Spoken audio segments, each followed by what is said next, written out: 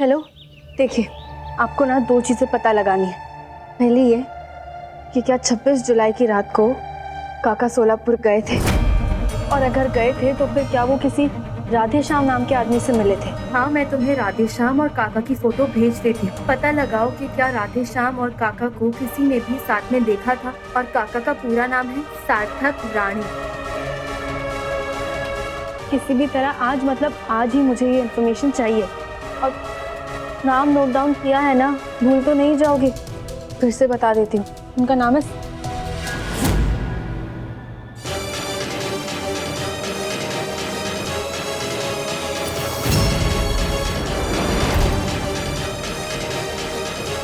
हाँ, तुम्हें यही पता लगाना है कि क्या आई उस रात सोलापुर गई थी, और गई थी तो फिर कैसे गई थी? क्योंकि आई की जो डायरी है ना हिसाब वाली, उसमें कोई टैक्सी के बिल का हिसाब ही नहीं है।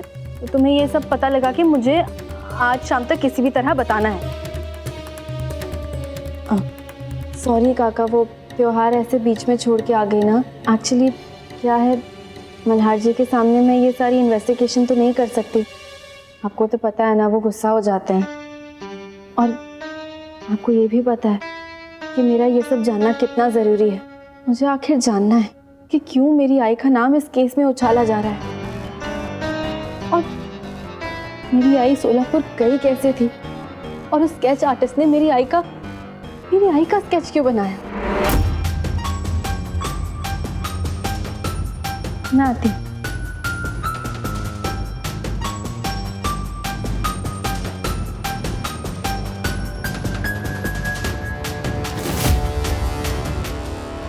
बबड़ी, देखो मैं मानता हूं कि मैं कल्याणी पे शक कर बैठता हूं, उससे नाराज भी हो जाता हूं, लेकिन सच ये है कि अंदर ही अंदर मैं उसकी इज्जत भी करता हूं, और साथ साथ मैं अपना स्वभाव बदलने की भी कोशिश कर रहा हूं।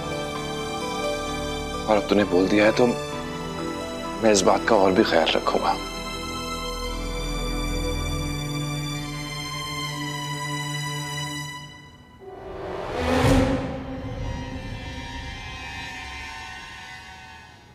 ठीक है दादा, मैं वैनी से संबंधित आपसे कुछ और मांग सकती हूँ?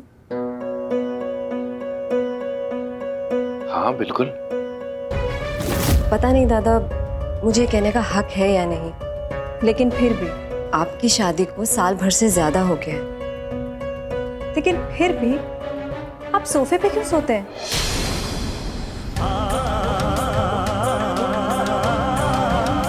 आपको तो वैनी के साथ एक पलंग में सोना चाहिए ना।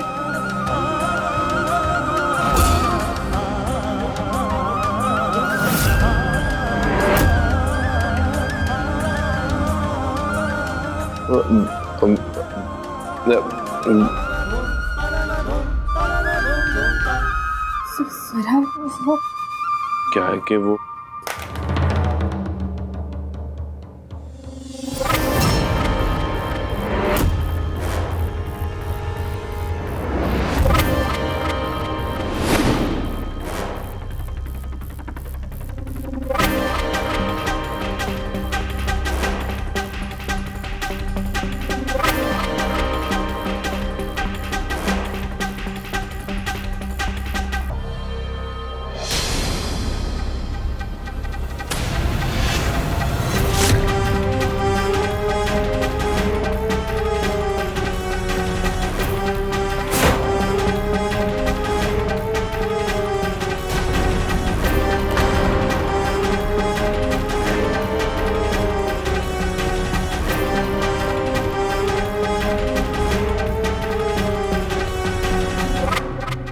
स्वरा,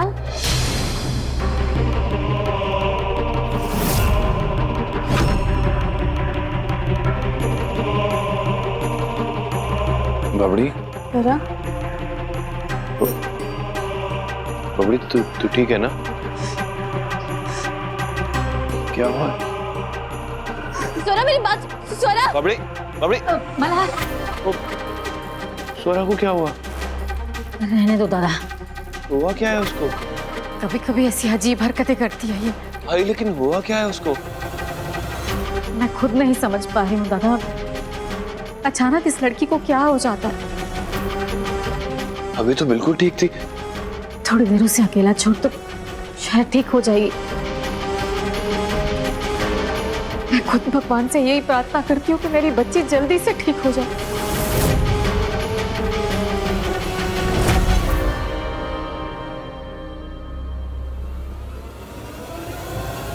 कैसे चिंता ना करो भाऊजी, आने वाली तो बात है।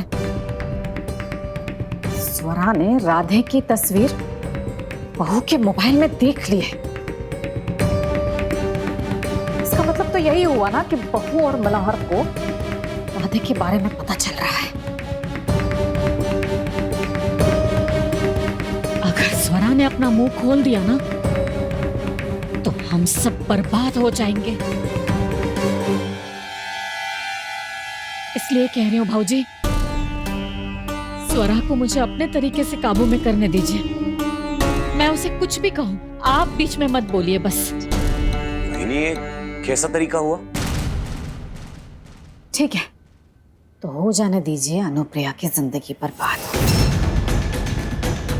फिर से उसे मजबूर कर दीजिए विधवाओं वाली जिंदगी जीने पर।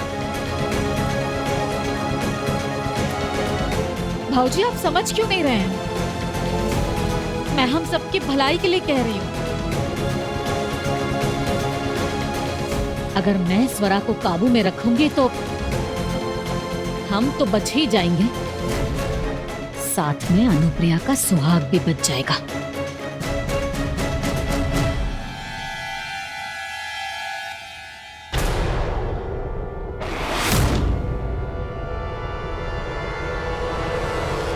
अनुप्रिया,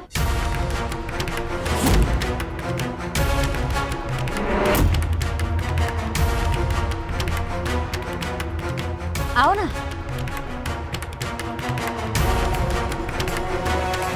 वो मैं भाऊजी से स्वरा के बारे में ही बात कर रही थी। तुम तो जानती हो अब तुमसे क्या छुपाना। स्वरा की हालत कैसी है ये तो तुम जानती हो। उसे इलाज की सख्त जरूरत है और बापजी तो उसके इलाज के लिए मानेंगे नहीं। वो कभी नहीं समझ पाएंगे। क्या करूं क्या नहीं यही समझ नहीं पा रही थी, इसलिए भाऊजी से बात करने आ गई। मैं चलूं भाऊजी? जी।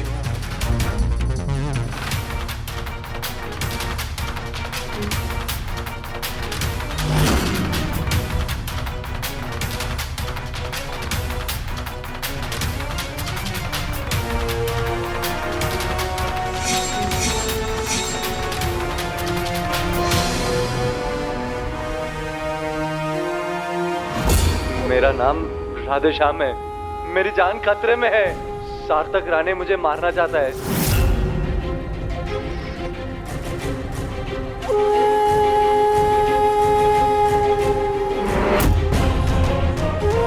क्या हुआ अनुप्रिया जी?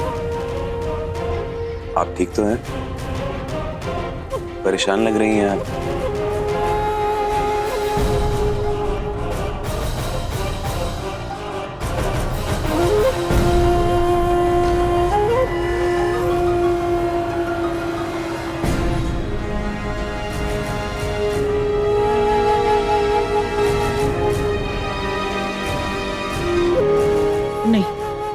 नहीं होगा मुझसे।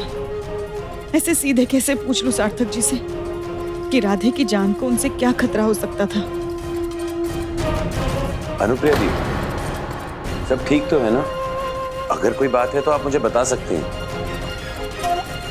अनुप्रिया जी,